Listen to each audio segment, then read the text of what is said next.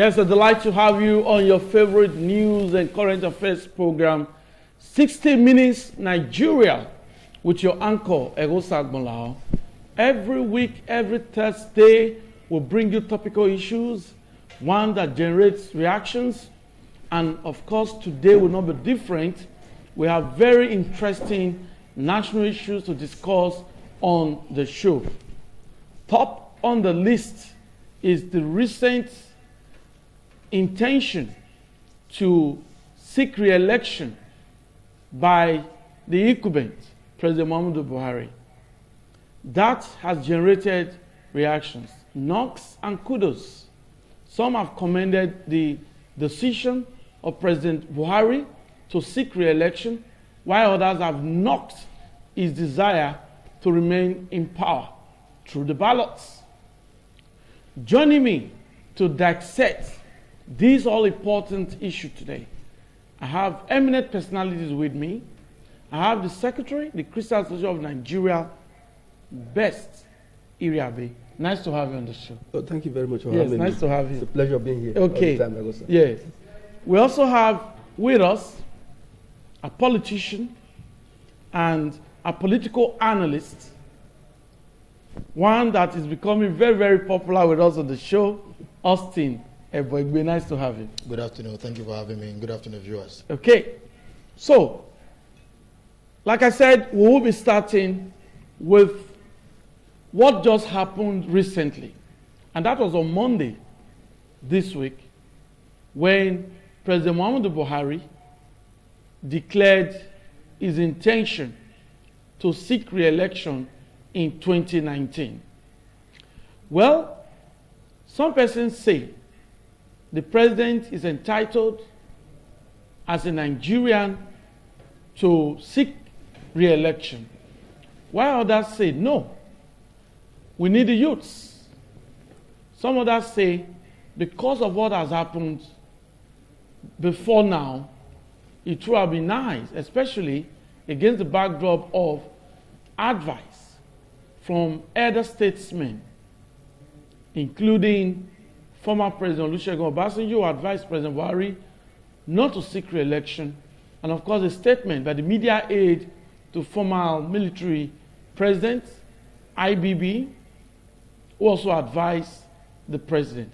So, that's the scenario, that's the premise of the discussion, and we'll just get started with Best Iriabe with us. Now, President Buhari has made it open. No longer body language has been speculated. Officially, he has said he wants to seek re-election. What's your take? Yes, before we look at the nitty-gritty of whether or not he is fit to continue to govern this country, yes. First, let us give it to him. One thing we must concede to him first is a Nigerian. Okay. And every Nigerian has the right to seek elective office. Okay. Number two, we know by the Constitution that the president or even governors are also eligible to run for 2 terms of 4 years each. He's only running the first term.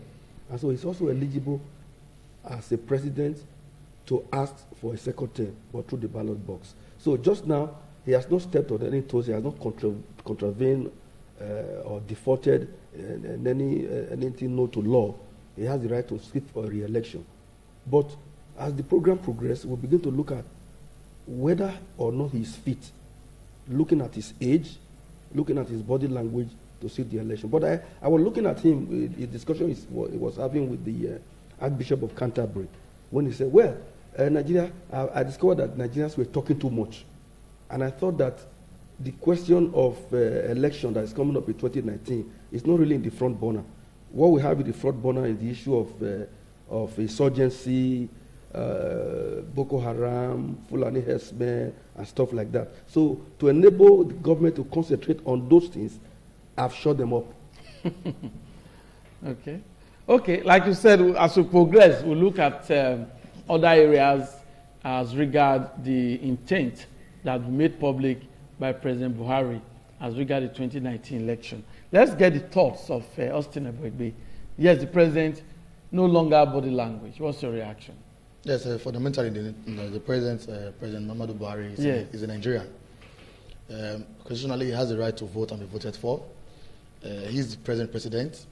The Constitution does not provide for an age limit. So let alone we'll be saying he's old or he's more than 70. Okay. So ordinarily and constitutionally, he has the right to seek re-election if he so deemed fit. Yeah. That he has sought re-election also has been able to douse tensions and put an end to so many lies and rumors out there, whether he is going to seek re-election or not. Okay. At least now we'll boldly say that we've heard from the horse's mouth that yes, I want to seek re-election. He has also given us reasons why he's seeking re-elections. One of those reasons notable is the fact that he has said that Nigerians are clamoring, haven't seen what he has done, probably his achievements. And so if Nigerians are clamoring, going by what he has said, you expect that he will come and seek re-election. Okay. That's how I draw my submission. Okay, basically. Okay. Now, during the National Executive Committee meeting of the APC, the president made his intention known. Let's just take a retrospect to that meeting. Let's hear him out. Accordingly, the party may consider granting waivers to party executives at all levels so that they are not disenfranchised from participating in the elections should they wish to do so. Necessary waivers should also be extended to executives at the ward level whose tenures may have elapsed, and indeed to anyone knocking at our doors from other political parties. He called on the party members to close rank while still insisting that the constitution of the party be upheld at all times. And stressing. Okay, we apologize for that, but we just wanted to hear what Mr. President said during the next meeting, and we've heard him. He made it open that he wants to seek re-election. So we'll begin to ask now, and we'll start with Besiri Abe again. Now, do you think the president deserves to seek re-election? We'll start from there. Yes, like we already established, first of all, he's a human being. He's a Nigerian of note. He was the military head of state previously. He was Minister of Petroleum. He has had a lot of antecedents and a lot of, he has a pedigree that's speaking for him and all that. But like my colleagues earlier said, in the Nigerian Constitution, we have not seen any age barrier that if because you are this or that age, you are not supposed to run for any election. You see, the clamor has been because the president in the immediate past took ill, and he was absent for quite a long time, and people thought that he was not going to come out of it. And they believe that that illness may have, weaken him and make him look senile, that probably he will not be able to govern very well again. Well, that is neither here nor there. You see, because if his physicians see him as fit to do anything, so be it. But the question I want to ask Nigerians is that, are we looking at age or we are looking at performance? It is performance we are talking about. Has he performed? Have we monitored his activities since he became president of Nigeria? Has he delivered on his promises? If he has not, those are the things we should be looking at. We should put him on a scale to know whether all that he has done, the promises he gave to Nigeria that he was going to do this and that, if he has performed or up to 50% or even more. If he has not, the only way to stop all of this is for the electorate to dust their voting, what do you call it, their PVC, and go out there come 2019 and make their decision. But age limit should not be a barrier, as it were. If somebody is, we have seen the likes of Lee Kuan Yew of Singapore. He was not quite a young man, but you saw how he turned around the fortunes of Singapore. And today, Singapore continues to be a reference point you know, because they got independence almost at the same time with Nigeria. So what you're saying there is that so age doesn't count because Buhari is 75. So age doesn't count? Well, you see, let me come here. Okay. You see, we cannot. I am proposing a mixed grade in leadership. There must be there should be a mixed grade of the youth and the aged. You see, because the silver hair and the experience of the aged will always be available to purchase us good opinion. So when you say wipe away the elders, you don't need them anywhere again. Then you are wiping, you are obliterating experience. You are obliterating knowledge and wisdom. So yes, age can only be a barrier if you have been seen to be senile. If you have been seen to be retrogressive in thinking, if you have been seen not to be healthy, then we can tell you, go back and wait. But perhaps in my next intervention, we'll be looking at whether or not the clamor for the youth to come and lead is something that we have not had before. I'm going to tell our viewers that all along in Nigeria, the youths have always had their time. They have always had their time. Okay, we'll come back to Vesti Abi. Like I said, we want to know now if the president, he has already declared his intention, but does he deserve a second term? Austin Eboigbe. Yes, if you go to school, you are expected to pass an exam so you can get promotion. Okay. The question you're asking me if Mr. President has passed his exam, let alone seeking for a promotion. Fact remains that that's left for the public to analyze. Okay. But that doesn't stop the fact that I also have an impression okay. On the president. Why will not try to talk about the issue of age, even though I will mention I'm a young person. Yes. I believe that this is Nigeria and we have a civil service. Like I've told a lot of persons before now. If you ask us as civil service to resign or retire at 60, what are telling us is that at 60 we cannot be productive anymore. And in developmental study, there's what we call the productive age. Okay. So if civil service is the engine room of a country like Nigeria, and then you're asking Nigerians at 60 to retire because it's assumed that they cannot be productive. So I ask a man who is above 60 to govern us. It's pathetic that we discovered that in Africa, like David Hume said, let me try and paraphrase him, that nothing is more worrisome, nothing is more disturbing than the fact that so many persons are being governed by because party executives at all levels so that they are not disenfranchised from participating in the election. Should they wish to pursue necessary waivers should also be extended to executives at the ward level whose tenures may have elapsed. And indeed, but let's assume that he's regretting the few decisions he didn't take while he was president, and I saw he thinks that as an extra statement he should be able to correct or wrong at this point. Okay. I wouldn't actually looked at the letters. Let's forget about the man who is writing. What is the content of this letter? Does this correspondence, does it actually speak volume? Are they treating the issues of Nigerians as at today? President Buhari is human. He's just one person. But again, he has a team. What has the team done so far in the past 3 years to say they deserve another opportunity? Those are the issues that we should be looking at. Yes. As Nigeria moved between 2015 and now, have we achieved any desirable feats? Unfortunately, we still live in a country where those who are the same of Mr. necessary waivers are those who should also be extended to executives at all levels so that they are not disenfranchised. Should also be elapsed. So when you have a president like that, and indeed, to anyone that some not people yet at our are not qualified to be there, he takes political parties first before Nigerians. Then it becomes worrisome. Yes, as much as it is in the faith, it is in the hand. His faith is in the hand of those who will vote. Even though more people, even though electorates still don't have confidence in the umpire. Yeah. A lot of people still think that they don't have any reason to vote because if they vote, their vote will count. But I think again that we should have a legislation in this country where we make voting very compulsory. There are places in the world, there are other climes where if you don't vote, you do not get the remuneration or whatever is due you.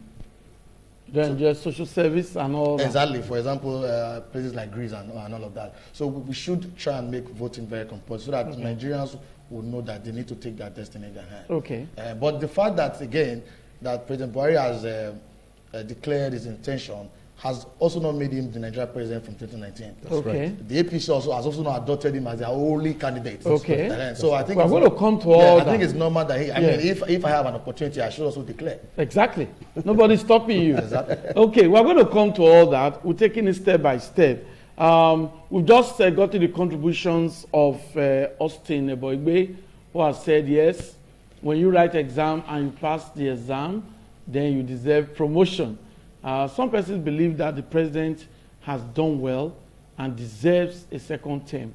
We're going to look at those factors that such respondents considered when they said the president deserves a re-election. While others also looked at some factors and scored the president very low. We actually went to town on Monday, immediately after the decision of the president was made known at the next meeting of the APC. And we got the reactions across board, across political parties. Some Nigerians made their comments. Let's get this report by Ameze Obarisiagbo.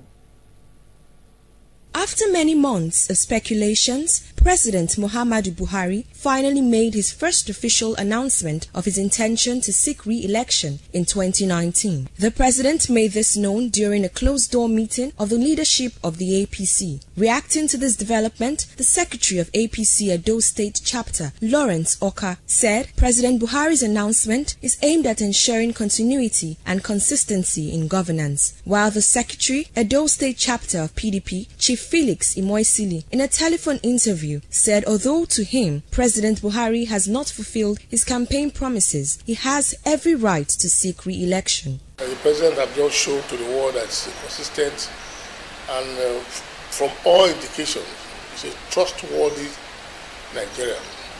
Hardly you will get any president in this country that living or dead that any international community can trust. Constitutionally, he's entitled to a second tenure, and it is left to the people of this country to decide on whether they will re-elect him or not. But again, politically, if you look at what has transpired in the country in the last 3 years, he should not even tell anybody that he wants to run again. The Edo State Labour Party chairman, Comrade Kelly Ogbaloy, and some politicians expressed divergent reactions. While some said his re-election is in the hands of eligible voters in Nigeria, others encouraged President Buhari to continue in his fight against corruption, which they pointed out has been his major focus in office. We are glad that he has finally made up his mind.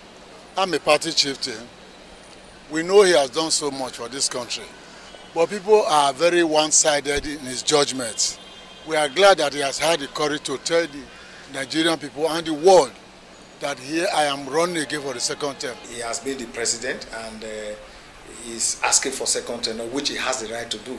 So I don't see anything too extraordinary about his coming to contest. Contest does not translate to winning an election. It is for Nigerians to decide if he's going to be elected.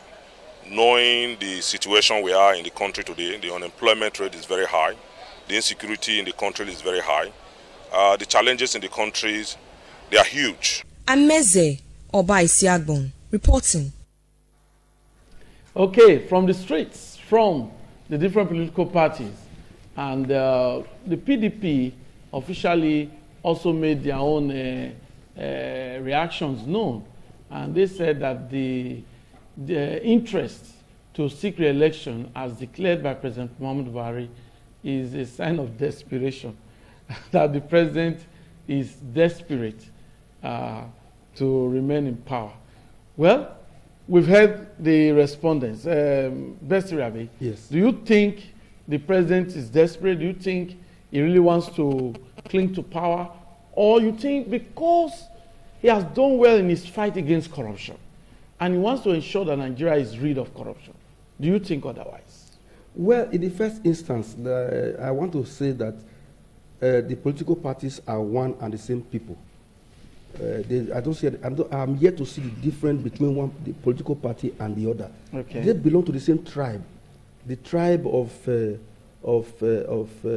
gangsterism, the pride, the tribe of money sharing, and the pride of psychophancy. They are all the same. I think these are very spurious allegations. They are friends. They are all friends of the same plumage. Different ideology. They are friends of the same plumage. Different ideology. The problem of Nigeria is lack of ideology. There's no ideology in Nigeria. No, but the parties tell you this is what they stand for. The political parties are a conglomeration of people. It's an association without any ideology.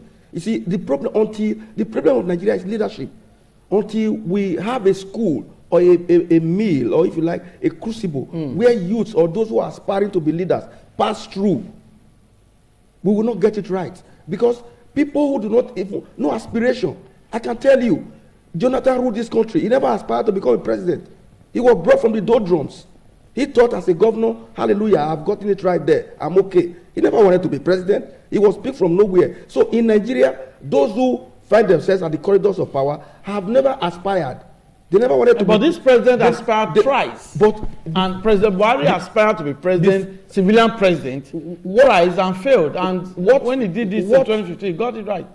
Throughout the period he was aspiring, which school did he go of democracy, democratic institute that he went to study and make himself ready for the great task ahead? No, there's no such school. Everybody just jump up from nowhere and say, I want to be a president. That's the problem. We have people in Nigeria who are megalomaniacs, people who are hungry for power. Finish. And their overall lifestyle is completely different from who they are. You see, until the ordinary man on the street have food on the table on a daily basis, until the ordinary man on the street gets home tired after a day's work, he turns on the light and there's light. He turns on the tap and there's water. We cannot applaud any government. That is the truth of the matter. Where is food? There's no food anywhere. There's frustration everywhere. There's no power, no water, no food on the table. How can you begin to applaud the government? The ordinary man on the street must be the one to say, hey, I have all of this. I want to thank God I have this. So, like we are beginning to see perhaps in Edo State. That is exactly what we are. So I would not like to use the word, say he is desperate. Every president would like to say, well, I've done the first term. Let me see if I can get a second term, perhaps to consolidate on what I have done previously. That is what I think President Muhammadu Buhari wants to do. And so the members of his party are not going to see anything wrong about all of this. They are not going to criticize him. They are the same birds of the same plumage. The other political parties will do so because they are not there now. When they were there, what conquest did they bring back to Rome? From Rome. They were all the same people. So what we are saying as a matter of fact is this. The bane of Nigeria is lack of leadership. Leadership that will roll their sleeve. Leadership, a leader who is a good shepherd, a leader who will lead people in an experiential manner, a leader who is a good shepherd that have the smell of the sheep. Now these leaders do not have the smell of the followers. They are in a cocoon. See them when they are seeking for election now, for votes now, you are going to see them attempting to come down. After you have voted them, they go ahead to different parts of the world to acquire or buy the cars that are called Black Maria. You call it Jeep or Pathfinder or whatever, what you call it, Prado, or I call them Black Maria, tinted, and they are inside. And they chase you out. They chase the electorate as they are coming out of the way. They are never with the electorate. They are not at par with us. They have 4 generators. When one is tired, they change to the other one. They don't know whether there is no light in Nigeria. They are not aware of that. They live in an El Dorado. They fence themselves off. If they are sincere in what they are doing, why do they go with mobile police? Why do they have Satan dogs all around them? If they know that they are good leaders, they are good shepherds who have the smell of the sheep, they should come down from their Olympian height and live with the people. Let the president or the governor live in a place where NEPA will take light, or BDC, whatever they call themselves now. Let him feel it. And they would now say, oh, this is what the followers are suffering. I've suffered it now. Let's go and fix it. But they can't fix it because they feel nothing. They live in opulence. Their overall modus operandi and vivendi is not as variegated as the colors of the rainbow.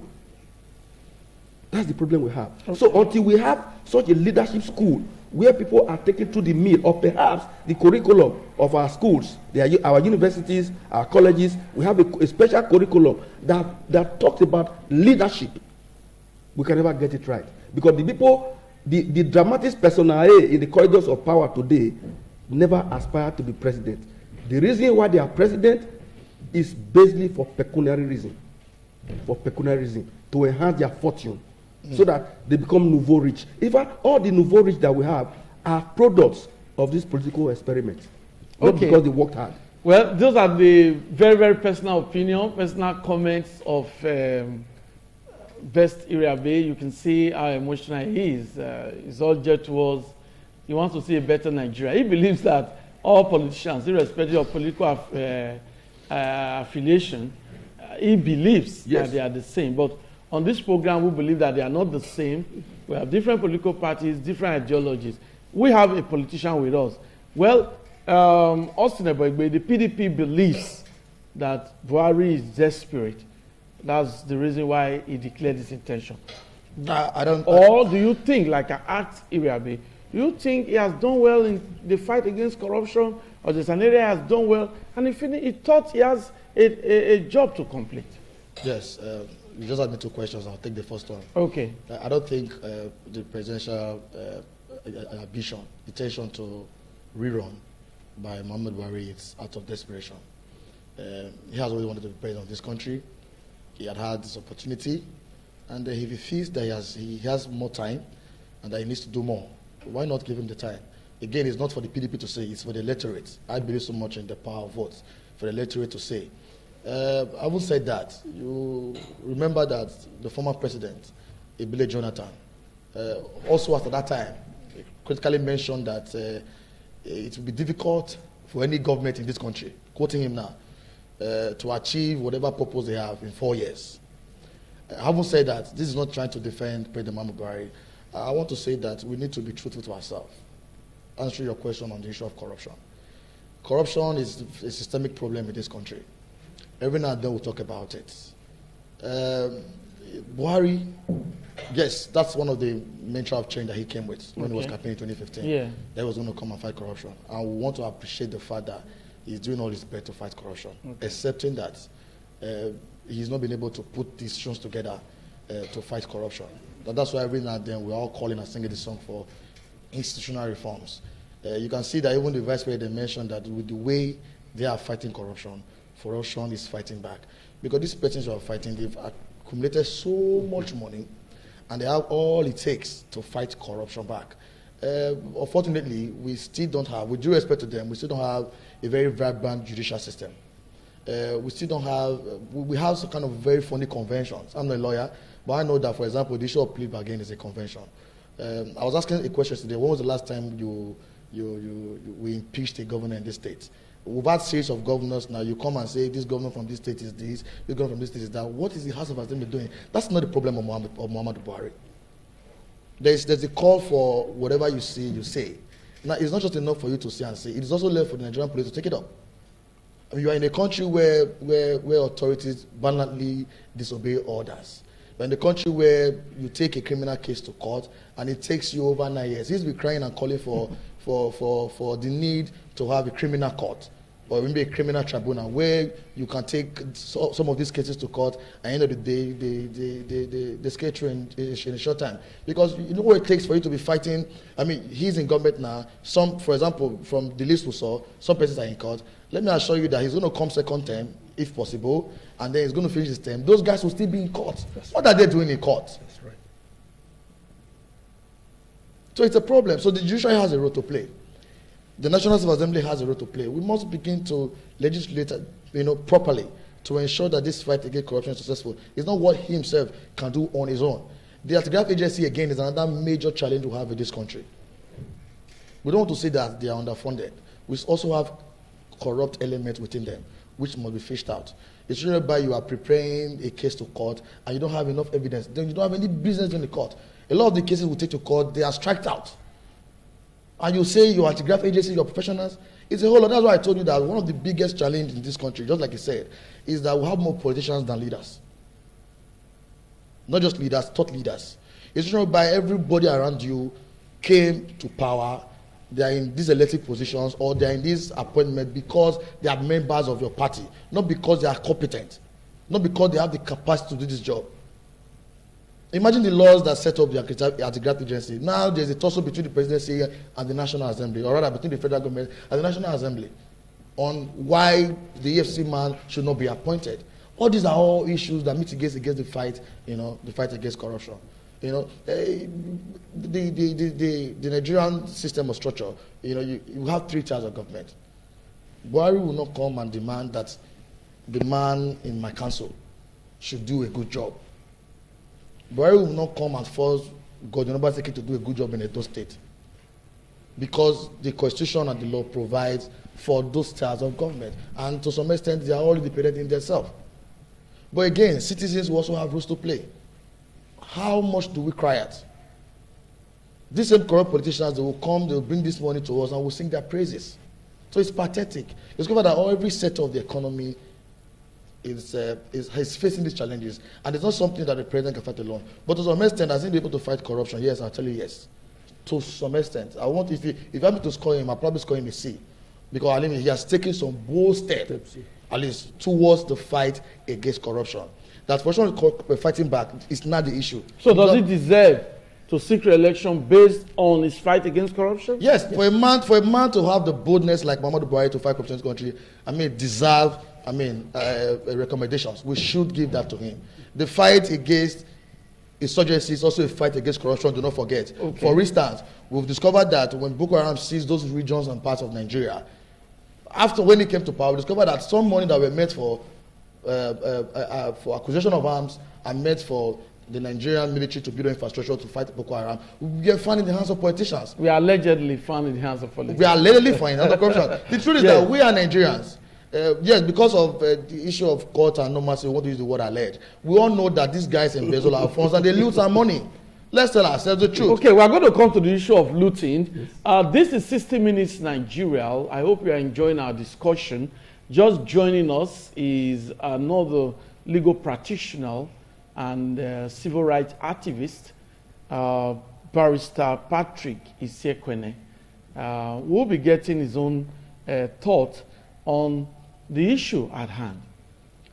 Patrick Isekwene, President Buhari on Monday made his intention public that he will seek re-election in 2019. Do you think he deserves to seek re-election? Yes, thank you very much, Elosa.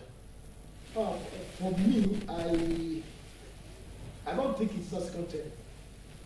How do you mean? Yeah, when to declare such intention, I think it's going to be a disaster as far as Nigeria is concerned. Because this is a man that is not ready to take the bull by the horn in respect of Nigerian sacrifice, but I always see him fight test for power. Now, what do I tell them to start with? I know constitutionally speaking, as a lawyer, I know he has a right, if it was constitutionally to say re-election. But morally, I'm talking about morally, he has no business coming back. There are a lot of factors against him, which he does not have moral to come back. One, he said so many things he said he's trying to fight here. It's even worse in this government than even the other previous government. I will never tell you there's so many. Now, to start with, if I said age is on his side, the man is very old. He's almost 80 years. And you know the problem of this country. All you need now all over the world is a digital president. Look at the governor, their ages. Not a man, even in civil service government, he's retired. He's no longer active. So now that's why a lot of things happen. He will tell you, I'm not aware. Because he's not working. The age is on his side. I have never seen a man of 50 years going to Olympic Games or the Premier Games. He's weak. He cannot do anything. Let us deceive ourselves. So the president is 75. You believe he's not on his side? He's weak. You cannot give out what you don't have. So the issue is that a lot of things goes wrong, which is not. He does sometimes tell you, I'm not aware. He's not active. A president that took almost 7 years, almost 7 months to give them a ministerial list in this country. Now, a lot of a president in his cabinet, you are aware, somebody says he spent $200 million for clearing glasses. A president, you say he's fighting corruption. Corruption is a subjective one. The list he released is just one-sided. You say you're fighting corruption.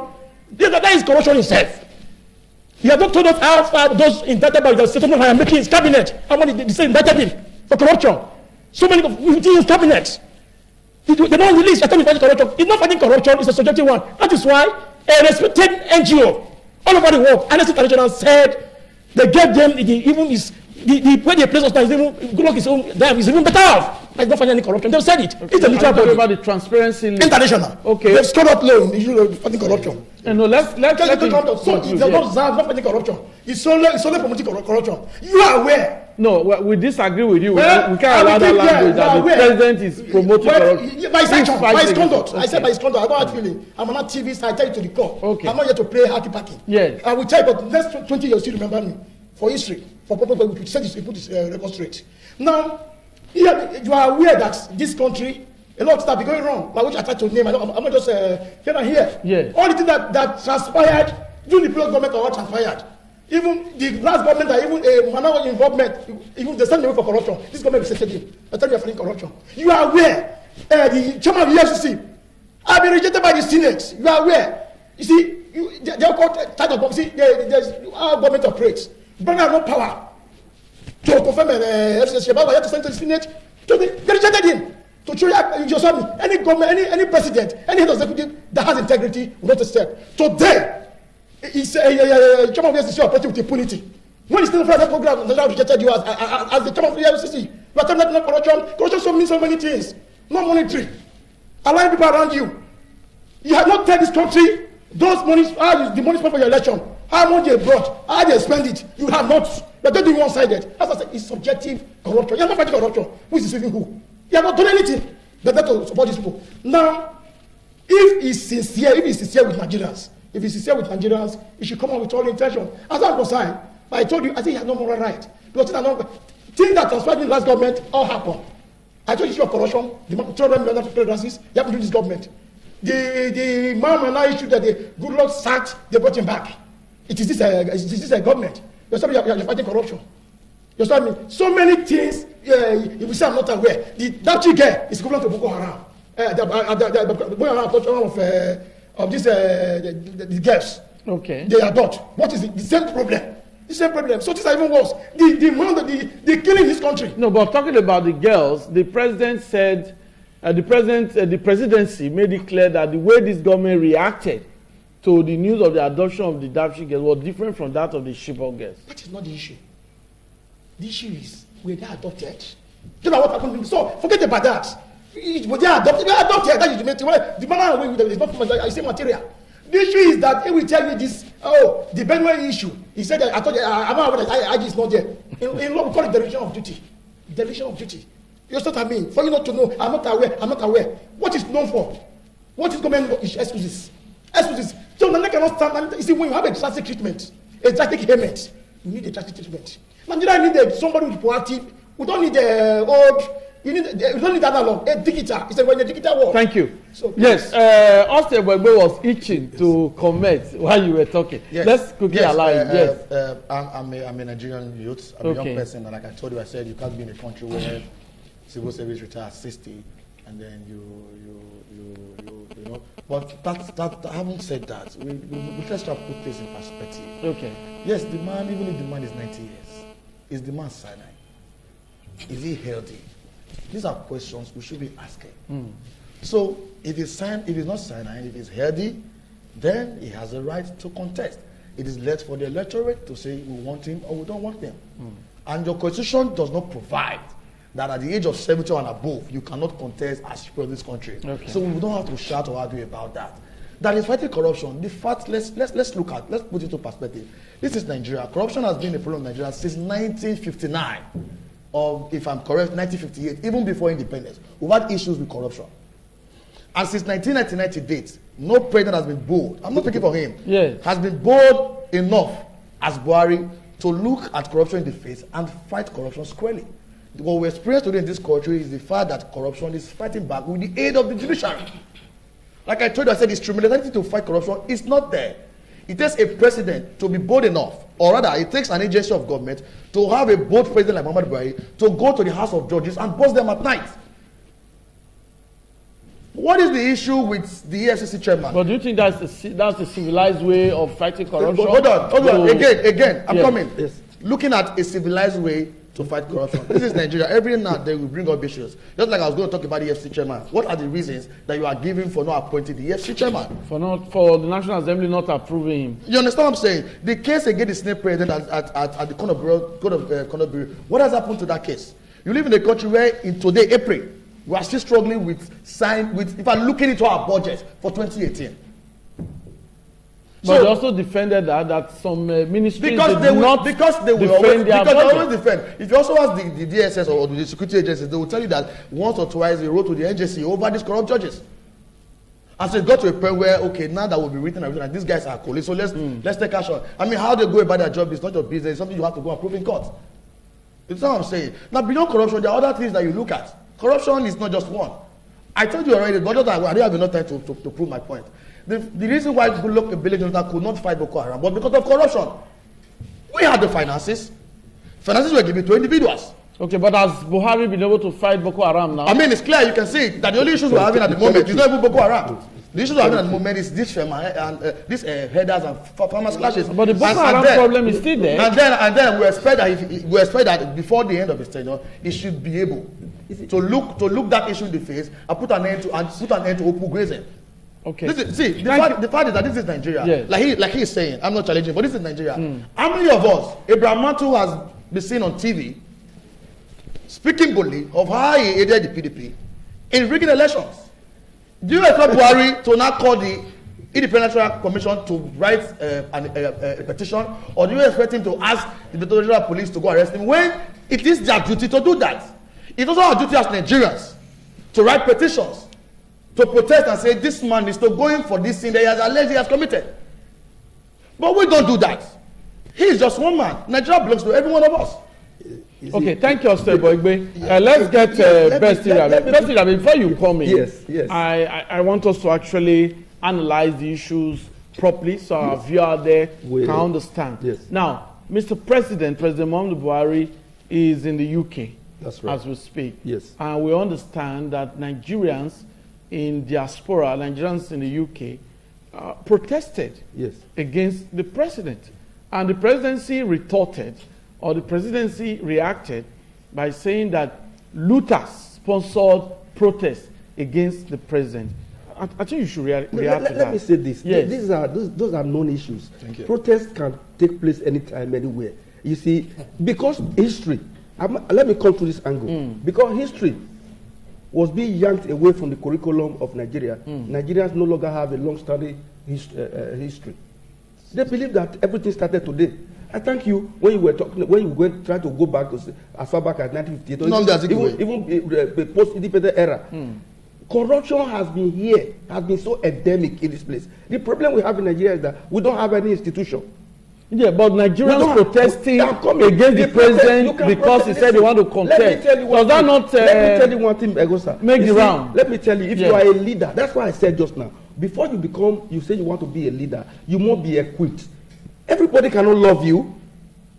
Who is that person that everyone, even your whole family, some of your children is polarized, they don't love you equally. They can protest, that's not the issue. Now, the issue of Boko Haram, I want to make a statement here. Insurgency will never leave the world anymore. Thank you. Insurgency will never leave the world anymore.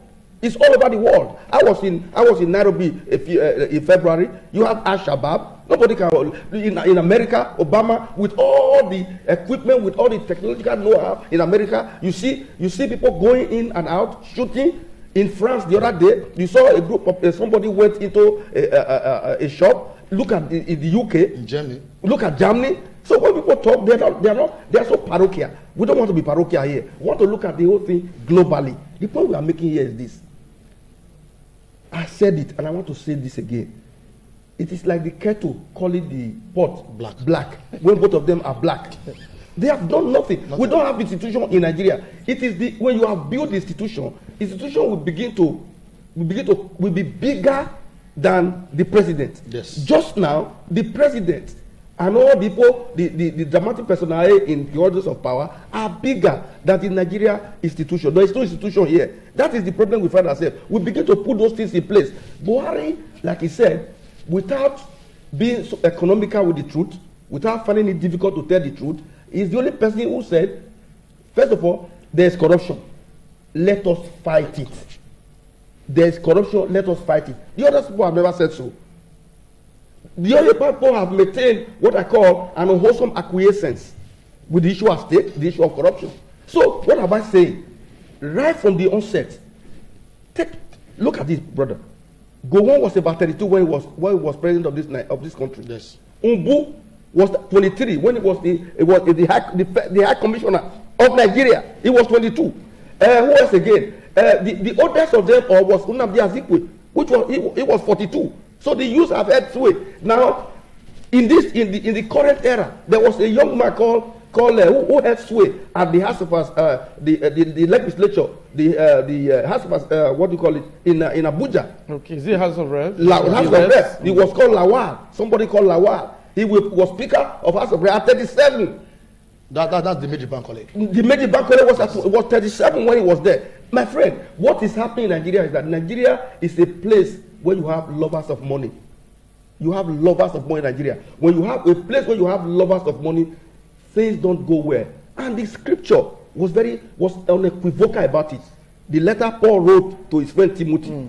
And by extension to all Nigerians, I'm telling to all Nigerians who are lovers of money to do away with it. Don't be a lover. You can use money. What did Paul say? He said, for we brought nothing out of this to this world, and we are taking nothing away. He said, when a man has food to eat and he has a place to sleep, he should be content with that. But many long to be rich and therefore put their hands into all sorts of harmful desire. 2019 is coming now. They are going to bring tomatoes and rice. That's thank you very much. Yes, collective intelligence of the people to begin to distribute rice. Okay, he said, so they put their hand into all sorts of harmful desire and pierce their heart with the number of fatal wounds. Thank you. Therefore, the love of money is the root of all evil. I said just now that the political gladiators in the political landscape of Nigeria today are birds of the same plumage. We are praying to God to completely wipe them away, not wiping them away, not to die. That they should follow ideology. They should follow ideology. Okay. Not a matter of age now. Even I tell you, there is the moral rearmament. Somebody was talking about morality just now. And value. Moral rearmament and value has been jettisoned. I lived in Benin when in some years back along Sakumba Road, somebody put coconut in the front of the you buy it and put your money there. The owner will come later and take his money. Nobody takes it away. The youth we are talking about, a young man leaving college, a college graduate, as the American will call them. He has just graduated. He wants to drive a Jeep. But you are being a graduate. You are use of nowadays. Okay. You be a graduate for like something years. You may not even be able to ride a Beetle. Thank you. Is that why you want to be a president of Nigeria? Thank you, Basiri Abe. Now we need to also get the thoughts of others on the program. We have looked at the issue of the president making his decision public. We'll just quickly round off today's program by looking at the looters list recently released by the presidency.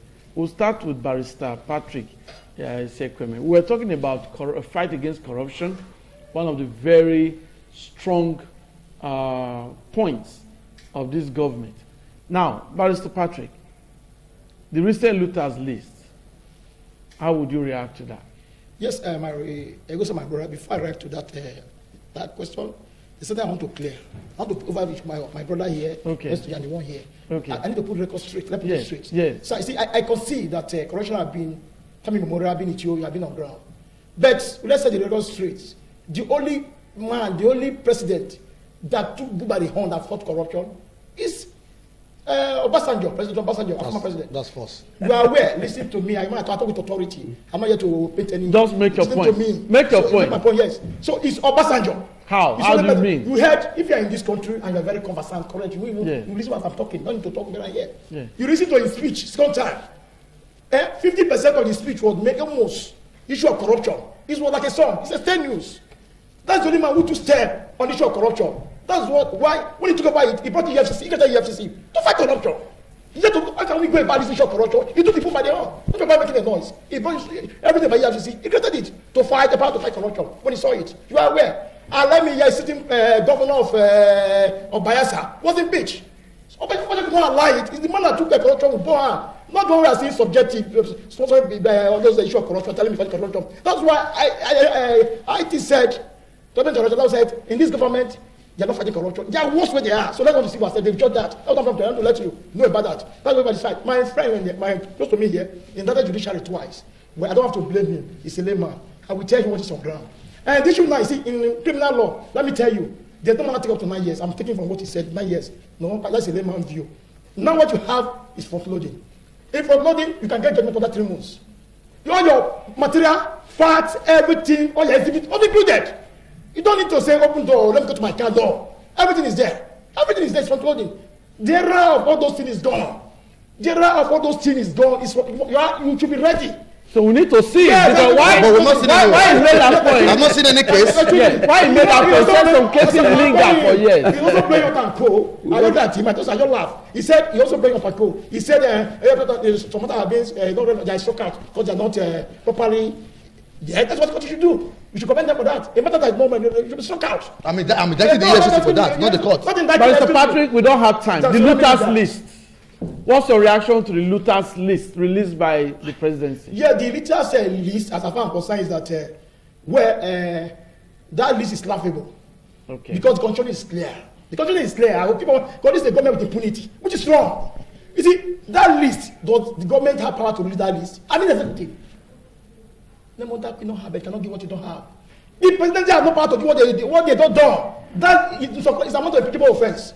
Constitutionally by law, it is there. The only arm of government that is settled responsibility of adjudication, pronouncement, determination of the case is the judiciary, not the executive. They are just busybodies. Thank you. Austin Eboigbe, do you think the looters list released by the presidency is part of their fight against corruption? Yes, it is. And I will tell you why I say it is. In 2007, you have to do it quickly. Yeah, in 2007, we had a list in this country that was released by EFCC, 135 names, by the then administration of Obasanjo. The same Obasanjo who impeached Fayose, today Fayose is governor of Ekiti. We all knew that the EFCC at that time, we actually know fighting corruption, they were fighting political oppositions, parties and their members. For me, if you look at the origin of this list, the recent list, not the 2007 list, it was as a result of what the vice president said when during the colloquium of Bola Ahmed Tinubu, when he blamed the state of the economy on the way and manner the former government looted this country. Allegedly looted. Allegedly this country. And then PDP said, it cannot be proven. Yes, and then the opposition said, give us the names. And then they did. So that's normal. Thank you. Best Irabe, a quick one. Yes, I've looked at the list. It's a record development. I need more lists. If I don't want above that, I don't even need lists. But some persons are saying now, it's one-sided. Now listen, Augusta. Yes. Listen, Augusta. I have made a point just now that these gladiators are one and the same persons. Now, when you look at the list, it's either this person was in PDP before and came back to APC and all that, and vice versa. These are people that made the list. You see, what do I need the list for? I know with politicians live amongst us. Yes. I know that all his acquisition today, by my side there, by all his acquisition, the house he has gotten here in London, in his village, in Abuja, in Lagos, is not commensurate with the salary he earns. Thank you very much. Thank you very much, Bastille Abe. Now, Bastille Abe has just made a point. He said he doesn't need any list. The Nigerians, when they see those who have looted the treasury of the country, they know them. We know them. Well, gentlemen, I want to thank you. Time is not always our friend on this program. But Patrick Isekwene, thank you for coming. You've made very valid contribution. Austin Eboigbe, your contribution is very impressive as well. I know that those who want to be president at the age below 50, 35, I know they'll be very glad of you. Thank you. Glad with your contribution rather. And of course, Best Irabe, great contribution. Thank you for being a part. And you out there, if you enjoyed today's program, keep a date with me, God willing. Next Thursday, we'll be here again with another issue to be discussed with different discussants. Thanks for being a part. Bye-bye.